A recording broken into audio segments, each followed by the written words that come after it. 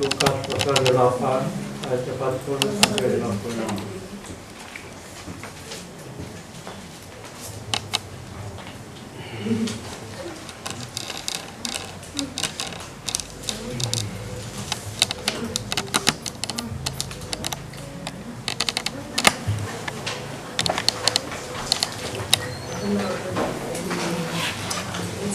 Ketika Yesus kembali, orang banyak menyambut dia, sebab mereka semua menanti-nantikan dia. Maka datanglah seorang yang bernama Yairus. Ia adalah kepala rumah ibadat. Sambil tersungkur di depan kaki Yesus, ia memohon kepadanya supaya Yesus datang ke rumahnya. Karena anaknya perempuan yang satu-satunya, yang berumur kira-kira 12 tahun, hampir mati. Dalam perjalanan ke situ, Yesus didesak orang banyak. Adalah seorang perempuan yang sudah 12 tahun menderita pendarahan dan yang tidak berhasil disembuhkan oleh siapapun. Ia maju mendekati Yesus dari belakang dan menjamah jubahnya, dan seketika itu juga berhentilah pendarahannya. Lalu kata Yesus, "Siapa yang menjamah aku?" Dan karena tidak ada yang mengakuinya, berkatalah Petrus, "Guru, orang banyak mengerumuni dan mendesak engkau."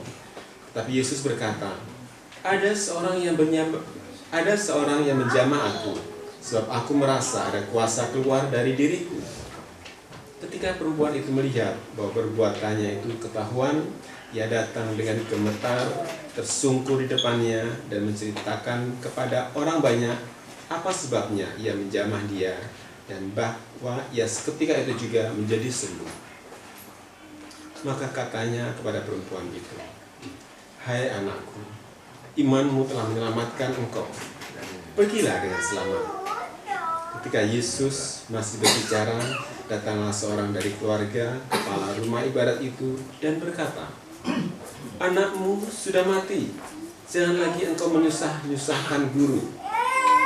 Tetapi Yesus mendengarnya dan berkata kepada Yairus, "Jangan takut, percaya saja dan anakmu akan selamat."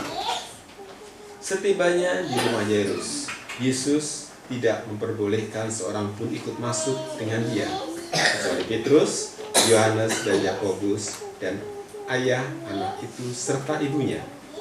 Semua orang menangis dan meratapi anak itu. Akan tetapi Yesus berkata, "Jangan menangis, ia tidak mati, ia tidur." Mereka mentertawakan dia, karena mereka tahu bahwa anak itu telah mati. Lalu Yesus memegang tangan anak itu dan berseru, katanya, "Hai anak, bangunlah." Maka kembalilah roh anak itu, dan seketika itu juga ia bangkit berdiri. Lalu Yesus menyuruh mereka memberi anak itu makan.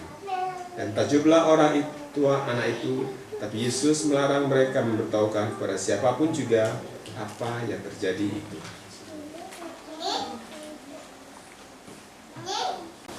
Di sini ada dua cerita yang menyangkut jadi satu. Itu pertama, anak perempuan kepala rumah ibadat Yairus. Anak perempuannya berusia kira-kira 12 tahun, hampir mati. Dalam perjalanan ke situ, Yesus didesak orang banyak. Kemudian ada seorang perempuan yang sudah 12 tahun menderita pendarahan dan yang tidak berhasil disembuhkan oleh siapapun.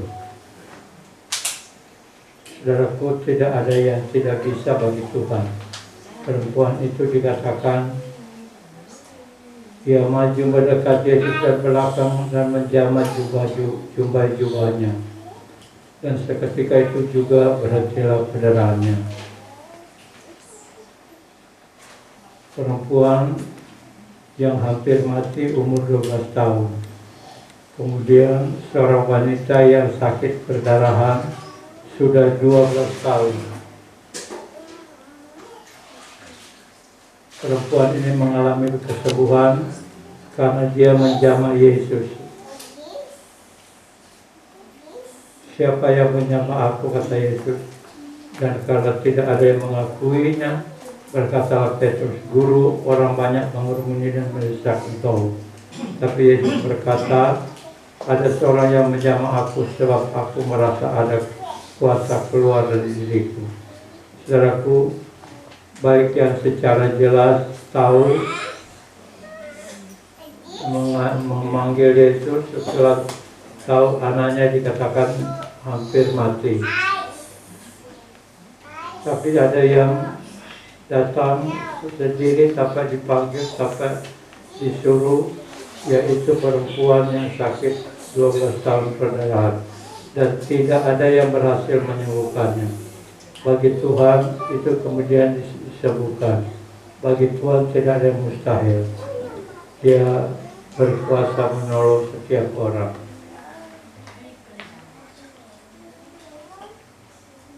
Yairus, kepala rumah ibadat, anak perempuan satu-satunya, sakit hampir mati. Dia dengar Tuhan Yesus ada, dia datang mencari Tuhan, memanggil untuk menyembuhkan anaknya. Dan adanya kemudian dalam perjalanan Yesus, anak itu mati, meninggalkan, dan salah satu saudaranya berkata, anakmu sudah mati, jangan lagi engkau menyusahkan guru. Dua-duanya katakan mengalami, perempuan umur 12 tahun hampir mati, artinya mengalami satu hal yang paling susah, hampir mati. Kemudian yang perempuan yang sudah 12 tahun kerja perdarahan dikatakan menderita penyakit yang sudah 12 tahun perdarahan, dan seketika itu juga mengalami kesembuhan. Umur 12 tahun dan 12 tahun perempuan sakit itu juga dialami oleh Tuhan Yesus ketika dia berusia 12 tahun.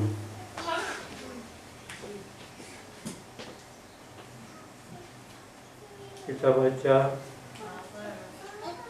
Lukas pasal 2 ayat 41 sampai 52. Lukas pasal 2 ayat 41 sampai 52. Tiap-tiap tahun, orang tua Yesus pergi ke Yerusalem pada hari raya Paskah. Ketika Yesus telah berumur 12 tahun, pergilah mereka ke Yerusalem seperti yang lazim pada hari raya itu. Sehabis hari perayaan itu, ketika mereka berjalan pulang, tinggallah Yesus di Yerusalem tanpa diketahui orang tuanya. Karena mereka menyangka bahwa ia ada di antara orang-orang seperjalanan mereka, berjalanlah mereka sehari perjalanan jauhnya, lalu mencari dia di antara kaum keluarga dan kenalan mereka. Karena mereka tidak menemukan dia, kembalilah mereka ke Yerusalem sambil terus mencari dia. Sesudah 3 hari, mereka menemukan dia dalam bait Allah. Ia sedang duduk di tengah-tengah alim ulama sambil mendengarkan mereka dan mengajukan pertanyaan-pertanyaan kepada mereka. Dan semua orang yang mendengar dia sangat heran akan kecerdasannya dan segala jawab yang diberikannya. Dan ketika orang tuanya melihat dia, tercenganglah mereka. Lalu kata ibunya kepadanya, "Nak, mengapakah engkau berbuat demikian terhadap kami? Bapamu dan aku dengan cemas mencari engkau." Jawabnya kepada mereka, "Mengapa kamu mencari aku? Tidakkah kamu tahu bahwa aku harus berada di dalam rumah Bapakku?" Tetapi mereka tidak mengerti apa yang dikatakannya kepada mereka. Lalu ia pulang bersama-sama mereka ke Nazaret, dan ia tetap hidup dalam asuhan mereka, dan ibunya menyimpan semua perkara ini di dalam hatinya. Dan Yesus makin bertambah besar dan bertambah hikmatnya dan besarnya, dan makin dikasihi oleh Allah dan manusia. Tuhan Yesus pada usia 12 tahun sudah berada di bait Allah, 12 tahun sudah berada di bait Allah. Tuhan Yesus dikatakan di sana ketika dicari orang tuanya, Tuhan Yesus katakan,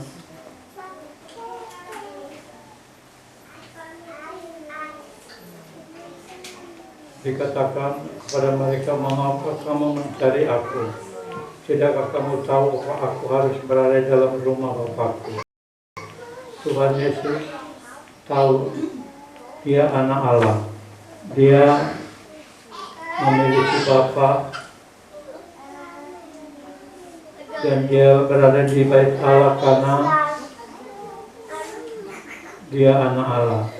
Tetapi mereka tidak mengerti apa yang dikatakannya kepada mereka. Dikatakan, tidak tahukah kamu bahwa aku harus berada di dalam rumah Bapakku? Usia 12 tahun bagi perempuan anak dari Jairus itu menjelang kematian, tapi untung ada Yesus dan Yesus yang mengangkat dia, menghidupkan kembali. Begitu juga perempuan yang menderita pendarahan 12 tahun dihidupkan oleh Tuhan, diberi kesembuhan, walaupun Tuhan sendiri tidak tahu siapa yang menjamahnya. Perempuan itu melihat bahwa dia mendekat kepada Yesus dari belakang dan menjamah jubah-jubahnya. Dan ketika itu juga berhentilah pendarahannya. Tuhan Yesus mengerjakan pertolongan, menyembuhkan baik anak yang 12 tahun dikatakan sudah meninggal, tapi kemudian dibangkitkan oleh Yesus. Perempuan yang sudah 12 tahun menderita dikatakan juga hampir mati, hidupnya tidak sesuai dengan rencananya, tapi kemudian Tuhan yang mengubahkannya, menyembuhkannya. Dua perkara yang besar. Pertama, seorang bapa dengan anak perempuannya. Kedua, seorang ibu yang menderita perdarahan dan tidak berhasil disembuhkan oleh siapapun. Bagi Tuhan tidak ada yang mustahil.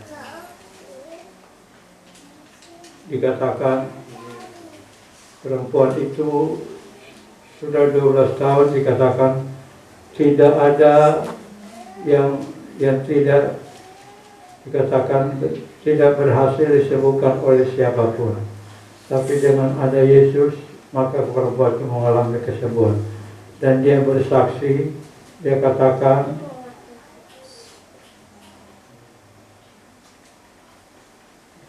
apa sebabnya ia menjamah dia, dan Bapak seketika itu juga menjadi sembuh. Bagi Tuhan, baik orang yang langsung didoakan maupun orang yang berdoa sendiri, saya katakan perempuan itu berdoa sendiri, sebab dia tidak memohon pertolongan orang lain. Dia sendiri yang berpikir kalau dia menjamah jubah Tuhan, dia akan sembuh dan benar. Itu sebabnya Tuhan katakan, hai anakku, imanmu telah menyelamatkan engkau, pergilah dengan selamat. Kesukaran pada zaman akhir adalah jika bagi orang tua adalah anak-anak. Anak-anak merupakan suatu kesukaran sendiri, tetapi siapapun dia disembuhkan oleh Tuhan. Tuhan tidak ragu dalam menolong setiap kehidupan, termasuk anak-anak yang sekarang banyak menjadi keluhan orang tua. Anak-anaknya tidak terkontrol, anak-anaknya tidak benar, bertindak semaunya. Tapi kalau dibawa kepada Tuhan, dia akan mengalami pertolongan. Apa yang tidak bisa dilakukan oleh manusia, itu bisa dilakukan oleh Tuhan. Anak itu mengalami pertolongan karena Tuhan. Perempuan itu mengalami pertolongan karena Tuhan. Dua-duanya mengalami pertolongan daripada Tuhan, baik secara langsung maupun tidak. Secara langsung, anak Yairus yang dikatakan sudah mati, tapi kemudian Tuhan bangkitkan. Lalu Yesus memegang tangan anak itu dan berseru katanya, "Hai anak, bangunlah." Maka kembalilah roh anak itu, dan seketika juga ia bangkit berdiri. Lalu Yesus menyuruh mereka memberi anak itu makan. Dan takjublah orang tua anak itu, tetapi Yesus melarang mereka memberitahukan kepada siapapun juga apa yang terjadi ini. Tuhan waktu berdoa buat anak itu, dia hanya mengizinkan masuk Petrus, Yakobus, dan Yohanes, 3 murid yang selalu dekat dengan Tuhan. Ketika di Getsemani, 3 murid ini juga disuruh mendekat pada Tuhan, yaitu Petrus, Yakobus, dan Yohanes.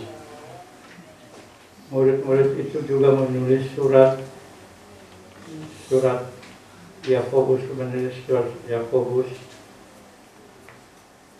Yohanes menulis surat Yohanes, dan yang satu adalah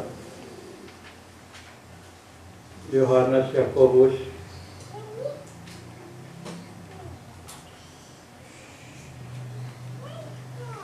tiga orang yang menulis surat Petrus, Yakobus, dan Yohanes.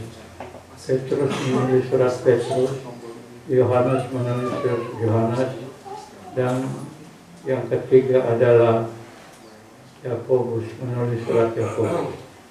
3 orang murid yang selalu dekat dengan Tuhan. Dikatakan murid yang satu bahkan dikasihi pernah bersandar di dalam Tuhan.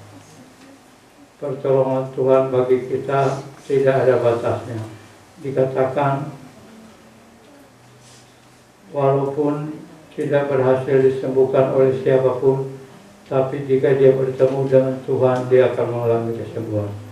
Saya juga mempercayai itu, pertolongan Tuhan kepada siapa saja.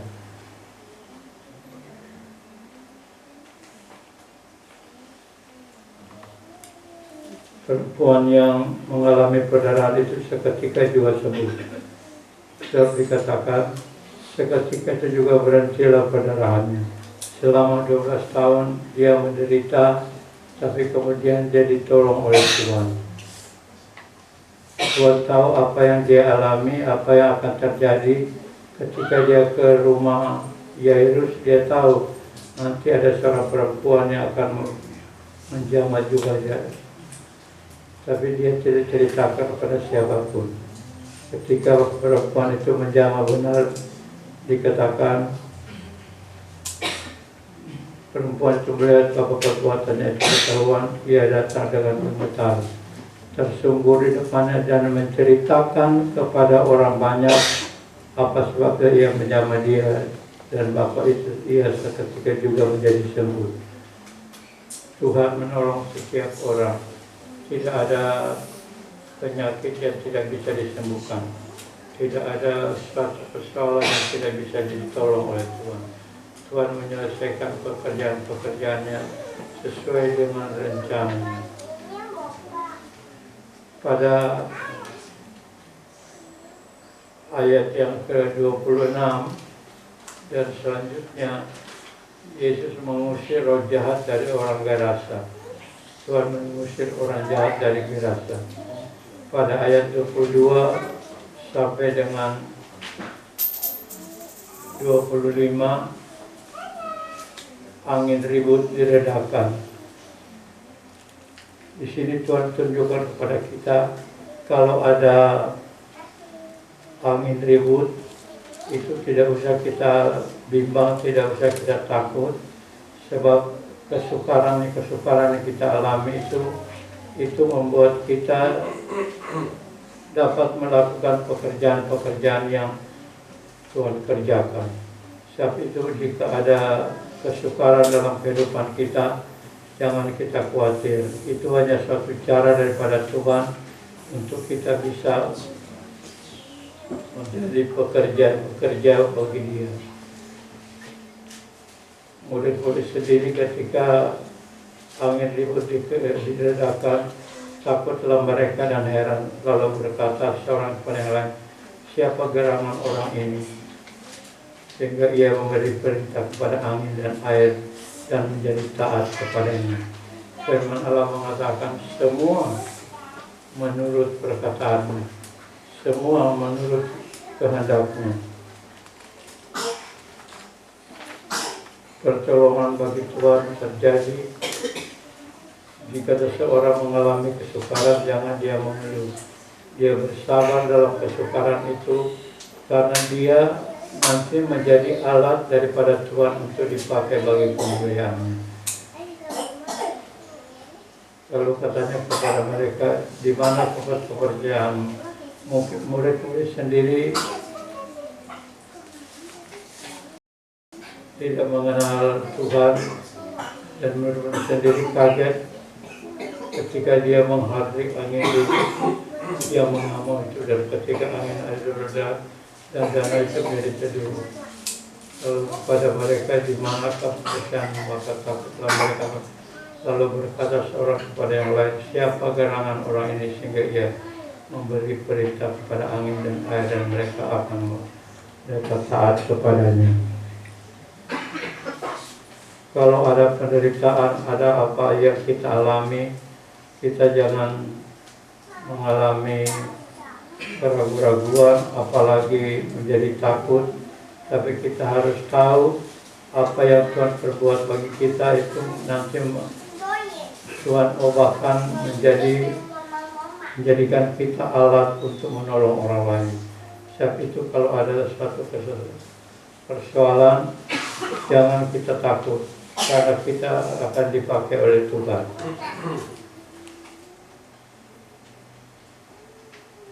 Perempuan 12 tahun itu dibawa oleh Yairus bapaknya. Di sini ada pertolongan Tuhan bagi seorang bapak, seorang anak, dan seorang ibu, walaupun mereka bukan suami istri. Tapi Tuhan menunjukkan pertolongannya kepada keluarga. Pertama, menolong bapak dengan menyembuhkan anaknya. Kedua, perempuan yang sudah 12 tahun menderita perdarahan mengalami kesembuhan. Di sini Tuhan tunjukkan kepada kita, Tuhan menolong juga keluarga-keluarga. Dari seorang anak, seorang bapak, dan seorang ibu. Ketika Tuhan menyembuhkan dua perempuan itu merupakan cara daripada Tuhan untuk kemudian Dia memanggil murid-muridnya lewat kesembuhan pada perempuan yang sudah 12 tahun menderita penyakit itu. Dalam Lukas 9 kita baca ayat pertama sampai ayat 6. Lukas 9 ayat pertama sampai ayat 6. Maka Yesus memanggil ke-12 muridnya, lalu memberikan tenaga dan kuasa kepada mereka untuk menguasai setan-setan dan untuk menyembuhkan penyakit-penyakit. Dan ia mengutus mereka untuk memberitakan kerajaan Allah dan untuk menyembuhkan orang. Katanya kepada mereka, jangan membawa apa-apa dalam perjalanan, jangan membawa tongkat atau bekal, roti atau uang, atau 2 helai baju. Dan apabila kamu sudah diterima dalam suatu rumah, tinggallah di situ sampai kamu berangkat dari situ. Dan kalau ada orang yang tidak mau menerima kamu, keluarlah dari kota mereka dan kebaslah debunya dari kakimu sebagai peringatan terhadap mereka. Lalu pergilah mereka dan mereka mengelilingi segala desa sambil memberitakan Injil dan menyembuhkan orang sakit di segala tempat. Tuhan memakai kehidupan yang pertama-tama melihat keajaiban yang dikerjakan Tuhan. Itu sebabnya kalau kita mengalami kebaikan, mengalami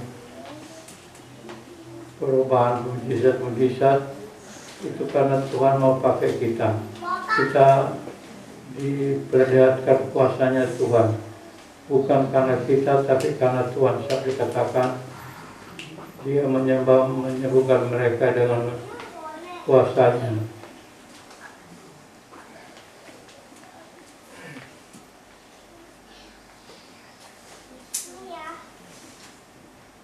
Setibanya di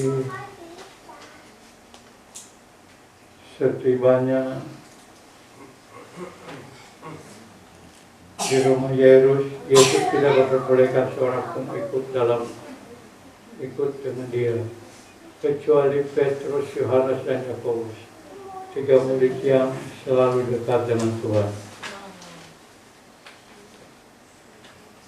3 murid yang mengalami pertolongan Tuhan, 3 murid yang diajak Tuhan di Getsemani bersama-sama murid lain, tapi 3 murid ini dipanggil untuk mendekat kepada Tuhan. Pada ayat 18 Lukas 9 dikatakan pengakuan Petrus tentang Tuhan. Lukas 9 ayat 18 sampai 23. Pada 21, maafkan. Pada suatu kali ketika Yesus berdoa seorang diri, datanglah murid-muridnya kepadanya. Lalu ia bertanya kepada mereka, kata orang banyak, siapakah aku ini? Jawab mereka, Yohanes Pembaptis. Ada juga yang mengatakan Elia. Ada pula yang mengatakan bahwa seorang dari nabi-nabi dahulu telah bangkit. Yesus bertanya kepada mereka, menurut kamu siapakah aku ini? Jawab Petrus, Mesias dari Allah. Lalu Yesus melarang mereka dengan keras supaya mereka jangan memberitahukan hal itu kepada siapapun. Yesus menolong, dikatakan menunjukkan kepada murid-murid. Pada suatu kali ketika Yesus berdoa seorang diri. Jadi kita perlu berdoa, Tuhan sendiri berdoa. Dikatakan Tuhan berdoa seorang diri. Dan pertolongan Tuhan menyertai setiap orang yang mohon kepadanya. Dikatakan pengakuan Petrus, pengakuan yang benar. Pada ayat dikatakan bukan engkau Petrus yang mengatakan, tapi itu adalah Bapa yang mengatakan kepada Yesus, kepada Petrus, pengakuan yang benar, yaitu Mesias anak Allah, Mesias dari Allah. Pengakuan kita kepada Tuhan menolong kita untuk percaya, untuk ditolong oleh Tuhan. Tuhan menolong orang-orang yang percaya kepadanya.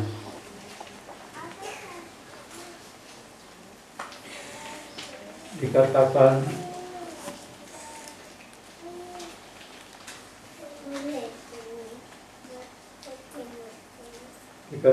oleh Tuhan kepada Petrus ketika Petrus melihat kemuliaan Tuhan di atas gunung. Petrus menceritakan itu kepada orang lain.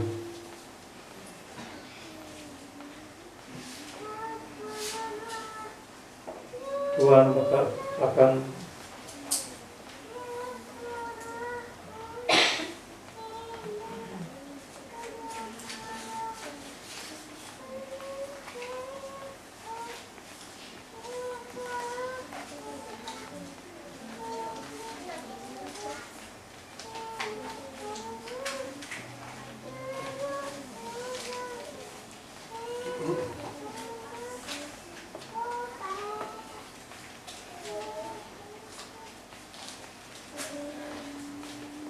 Satu Korintus 10 kita baca ayat pertama sampai ayat yang kelima.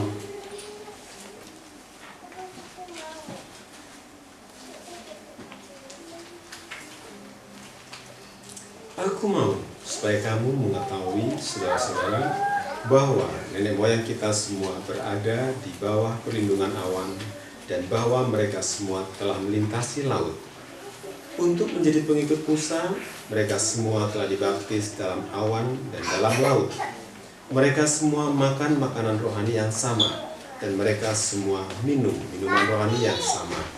Sebab mereka minum dari batu karang rohani yang mengikuti mereka, dan batu karang itu ialah Kristus. Tetapi sungguh pun demikian, Allah tidak berkenan kepada bagian yang terbesar dari mereka. Karena itu mereka ditewaskan di padang gurun. Rasul Paulus menunjukkan kepada sidang jemaat Korintus, Yesus sendiri mengalami dibaptis sama dengan orang banyak itu. Orang banyak untuk jadi pengikut Musa, mereka dibaptis dalam awan, kepenuhan Roh Kudus, dan dalam laut, baptisan air. Baptisan air dan baptisan Roh Kudus itu merupakan suatu tanda bagi seorang mengikut Tuhan. Perlu mengalami baptisan yang benar.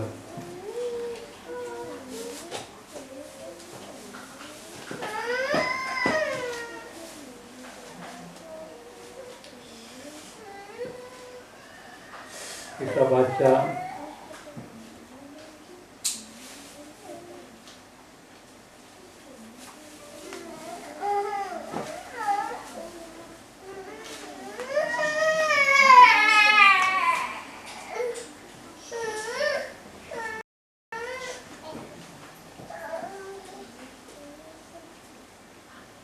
apa yang Rasul Petrus saksikan. 2 Petrus pasal yang pertama, kita baca ayat 16 sampai 19. 2 Petrus 1 ayat 16 sampai 19.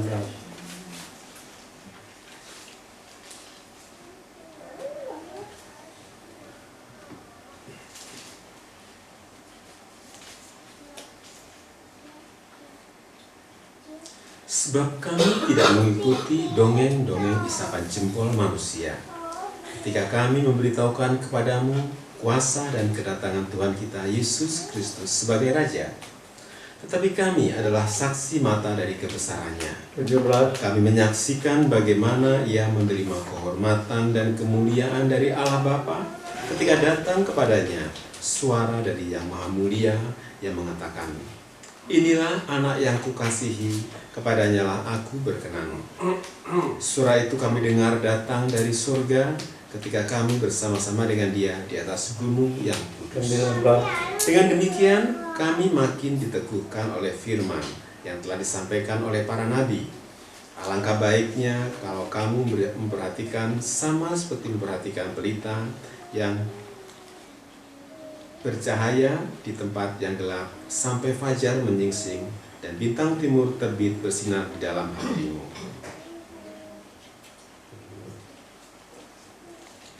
Pada suratan Petrus yang kedua ini, Rasul Petrus menyaksikan tentang kebesaran yang dialami oleh Tuhan. Dikatakan, tapi kami adalah saksi mata dari kebesarannya. Kami menyaksikan bagaimana Ia menerima kehormatan dan kemuliaan dari Allah Bapa. Ketika datang kepadanya suara dari Yang Maha Mulia, Ia mengatakan, "Inilah anakku yang kukasihi, kepadanya lah aku berkenan." Rasul Petrus berkata, suara itu kami dengar datang dari surga ketika kami bersama-sama dengan Dia di atas gunung yang kudus. Tuhan penuh kemuliaan. Sebab itu kalau Dia datang kedua kali, Dia datang dengan penuh kemuliaan. Matius 25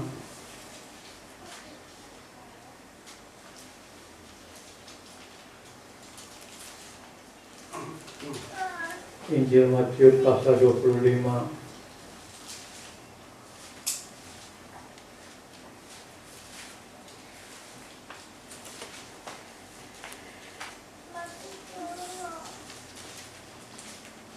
kita baca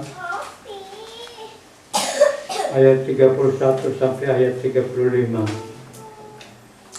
Apabila Anak Manusia datang dalam kemuliaannya dan semua malaikat suci bersama-sama dengan Dia, maka Ia akan bersemayam di atas tahta kemuliaannya. Lalu semua bangsa akan dikumpulkan di hadapannya, dan Ia akan memisahkan mereka seorang daripada yang lain, sama seperti gembala memisahkan domba dari kambing. Dan Ia akan menempatkan domba-domba di sebelah kanannya dan kambing-kambing di sebelah kirinya. Dan Raja itu akan berkata kepada mereka yang di sebelah kanannya, "Mari, hai kamu yang diberkati oleh Bapakku, terimalah kerajaan yang telah disediakan bagimu sejak dunia dijadikan. 35. Sebab ketika aku lapar, kamu beri aku makan, ketika aku haus, kamu beri aku minum, ketika aku orang asing, kamu beri aku tumpangan. 36. Ketika aku tidak berpakaian, kamu beri aku pakaian. Ketika aku sakit, kamu melawat aku. Ketika aku di dalam penjara, kamu mengunjungi aku." 37. Maka orang-orang benar itu akan menjawab Dia, katanya, "Tuhan, bila manakah kami melihat Engkau lapar dan kami beri Engkau makan, atau haus dan kami beri Engkau minum? Bila manakah kami melihat Engkau sebagai orang asing dan kami beri Engkau tumpangan, atau tidak berpakaian kami beri Engkau pakaian? Bila manakah kami melihat Engkau sakit atau dalam penjara dan kami mengunjungi Engkau?" Dan Raja itu pun akan menjawab mereka, "Aku berkata kepadamu, sesungguhnya segala sesuatu yang kamu lakukan untuk salah seorang dari saudaraku yang paling hina ini, kamu telah melakukannya untuk aku." Dikatakan oleh firman Allah, Tuhan Yesus satu saat akan kembali dalam kemuliaan, dan semua malaikat sucinya bersama-sama dengan Dia dalam kemuliaan, penuh kemuliaan, kedatangan Tuhan kedua kali. Itu dinyatakan oleh Petrus pada suratan Petrus pasal 2 tadi. Kemuliaan Tuhan itu ada pada Tuhan, dan mereka menjadi saksi daripada kemuliaan itu. Rasul Petrus katakan dia menjadi saksi dari apa yang dia alami ketika Yesus dipermuliakan di atas gunung. Dia melihat kebesaran daripada Tuhan itu, dan dengan kebesaran itulah Tuhan akan kembali penuh kemuliaan.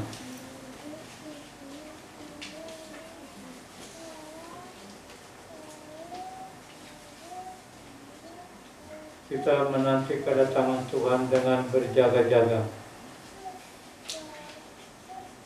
1 Tesalonika pasal 5 kita baca ayat pertama sampai ayat 11. 1 Tesalonika 5 ayat pertama sampai 19.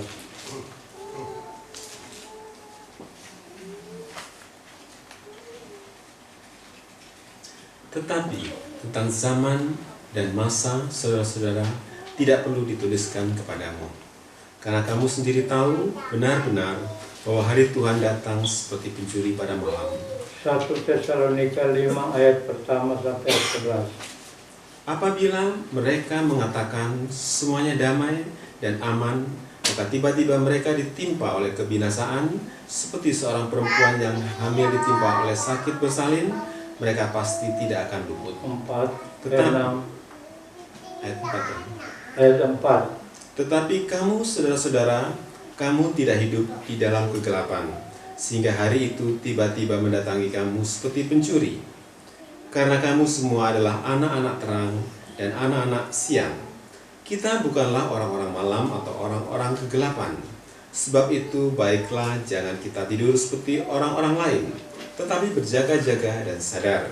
Sebab mereka yang tidur, tidur waktu malam, dan mereka yang mabuk, mabuk waktu malam. Tetapi kita yang adalah orang-orang siang, baiklah kita sadar, berbaju sirahkan iman dan kasih, dan berketopongkan pengharapan keselamatan. Karena Allah tidak menetapkan kita untuk ditimpa murka, tetapi untuk beroleh keselamatan oleh Yesus Kristus Tuhan kita, yang sudah mati untuk kita, supaya entah kita berjaga-jaga, entah kita tidur, kita hidup bersama-sama dengan Dia. Karena itu, nasihatilah seorang akan yang lain, dan saling membangunlah kamu seperti yang memang kamu lakukan. Kemuliaan yang dialami murid-murid di atas gunung itu nanti juga akan dialami oleh semua orang yang percaya pada kedatangan Tuhan kedua kali di mana semua malaikat sucinya bersama-sama dengan dia, maka ia akan berada atas takhta kemuliaannya. Lalu semua bangsa akan dikumpulkan di hadapannya dan ia akan misalkan mereka seorang daripada seorang sama seperti gembala misalkan domba dari kambing. Ia akan menempatkan domba-domba di sebelah kanannya dan kambing-kambing sebelah kiri. Dan Raja Jauh berkata kepada mereka yang di sebelah kanannya, "Mari hai kamu yang diberkati oleh Bapa-Ku, terimalah kerajaan telah disediakan bagimu sejak dunia. Sebab ketika aku lapar, kamu beri aku makan. Ketika aku haus, kamu beri aku minum.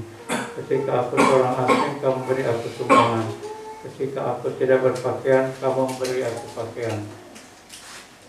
Ketika aku sakit, kamu melawat aku. Ketika aku dalam penjara, kamu mengunjungi aku." Maka orang-orang benar itu akan menjawab, "Dia katanya, Tuhan, bagaimana kami melihat engkau lapar dan kami memberi engkau makan, atau haus dan memberi engkau minum? Bila manakah kami melihat engkau sebagai orang asing dan kami memberi engkau sumbangan, atau tidak berpakaian dan kami memberi engkau pakaian? Bila mana kami akan melihat engkau sakit dan datang atau dalam penjara dan kami mengunjungi engkau?"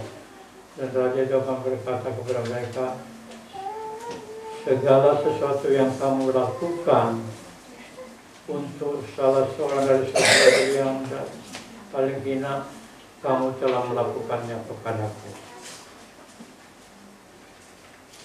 Tuhan datang dalam kemuliaan bersama semua malaikat sucinya. Dan ketika itu dia akan memisahkan orang-orang yang melakukan firman Allah, yang melakukan kehendak Bapa, orang-orang yang memberi makan ketika orang itu lapar, yang beri minum ketika orang itu haus. Itu perbuatan kita kepada sesama, kepada orang-orang yang lebih hina dari kita. Tuhan memberkati kita. Saya mengundang pelayan-pelayan perjamuan khusus yang berkenan. Pertolongan Tuhan bagi Jairus dan bagi perempuan itu juga bisa terjadi pada kita. Tuhan menolong kita tanpa ragu-ragu. Tuhan memberkati kita. Kita bangkit berdiri.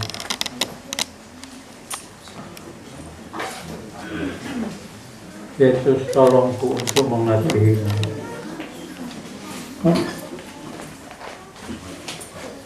Saya mengundang pelayan-pelayan perjamuan kita berkenan.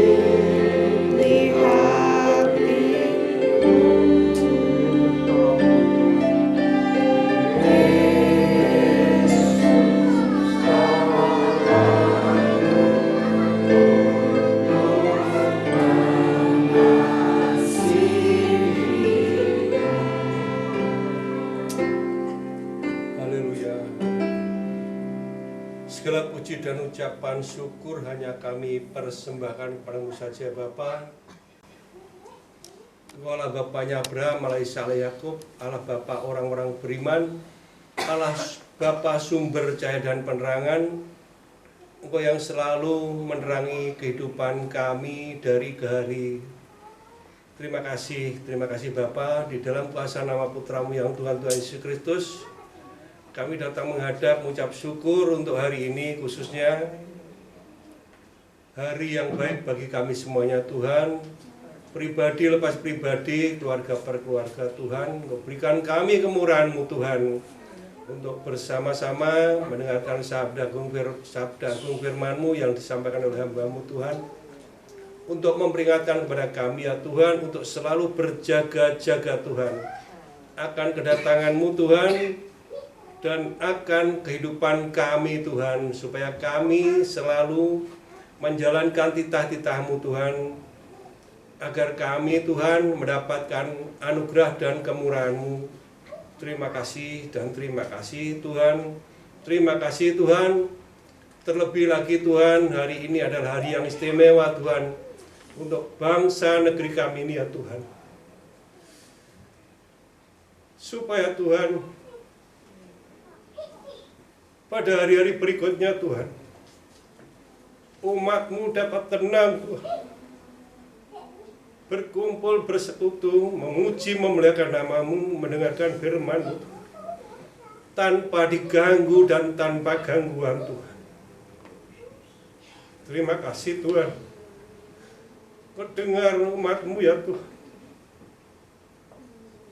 Engkau dengar umat-Mu ya Tuhan, dalam segala kesesakan dan penderitaannya Tuhan.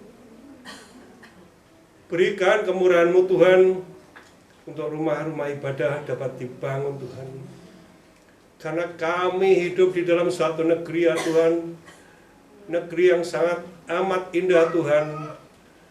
Bahkan banyak orang bilang Tuhan, tanah Nusantara ini adalah secuil surga yang jatuh ke bumi Tuhan. Tetapi mengapa Tuhan, banyak umat-Mu yang tertindas Tuhan, tidak bisa mengekspresikan diri Tuhan, untuk memuji, memuliakan nama-Mu, mendengarkan firman-Mu. Tetapi besar harapan kami Tuhan, untuk peristiwa hari ini Tuhan, peristiwa sejarah Tuhan, supaya Tuhan, firman-Mu Tuhan, dapat tetap berkumandang dan membahana di negeri ini Tuhan. Dan Kau memberkati para hamba-Mu Tuhan, para pendeta, para penginjil Tuhan, para apologet ya Tuhan, yang selalu mewartakan akan kebenaran firman-Mu Tuhan. Terima kasih Tuhan Yesus, terima kasih dan terima kasih. Terpujilah kuasa nama-Mu saja, dulu, sekarang, dan sampai selama-lamanya. Terima kasih Tuhan Yesus, terima kasih Tuhan. Berikan kesehatan pada hamba-Mu Tuhan, berikan kasih dan nikmat-Mu selalu, supaya Tuhan, sabda agung firman-Mu bisa kami dapatkan dan bisa disampaikan oleh hamba-Mu. Sucikan Tuhan seluruh ruangan ini Tuhan, dan terlebih lagi Tuhan, Kau sucikan ruang hati kami Tuhan, supaya kuasa kasih anugerah kemurahan-Mu ini Tuhan, yaitu tubuh dan darah-Mu ya Tuhan, dapat menjadi landasan keimanan bagi kami, dan Kau mengungkapkan Tuhan kuasa misteri yang terkandung di dalam perjamuan kudus ini. Terima kasih Tuhan Yesus, terima kasih dan terima kasih. Di dalam kuasa nama-Mu, di dalam kuasa nama Tuhan Yesus Kristus, kami terima tubuh dan darah-Mu. Haleluya, haleluya, haleluya, amin. Yesus tolong untuk mengasihimu. Berjauh dari saudara ambil dulu menerimanya.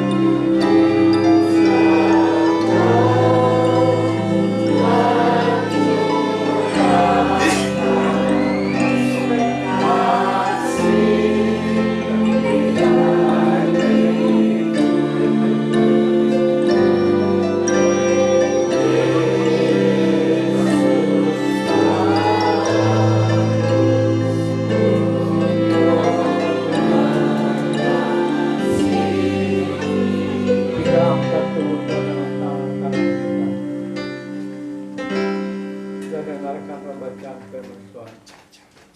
Sebab apa yang telah kuteruskan kepadamu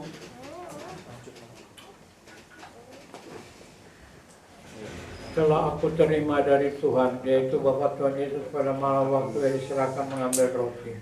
Dan sesudah itu ia mengucap syukur atasnya, ia memecah-mecahkannya dan berkata, inilah tubuhku yang diserahkan bagi kamu. Perbuatlah ini menjadi peringatan akan aku. Kita makan tubuh Tuhan dengan percaya dalam nama Tuhan Yesus Kristus.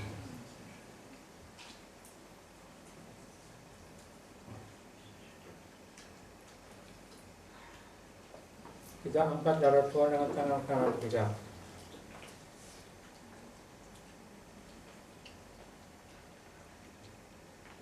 Demikian juga ia mengambil cawan sesudah dimakan lalu berkata, cawan ini adalah perjanjian baru yang dimeteraikan oleh darahku. Perbuatlah ini setiap kali kamu minumnya.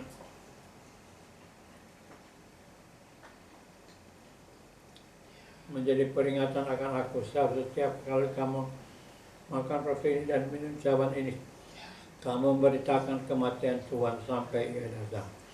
Kita minum darah Tuhan dan percaya dalam nama Tuhan Yesus Kristus.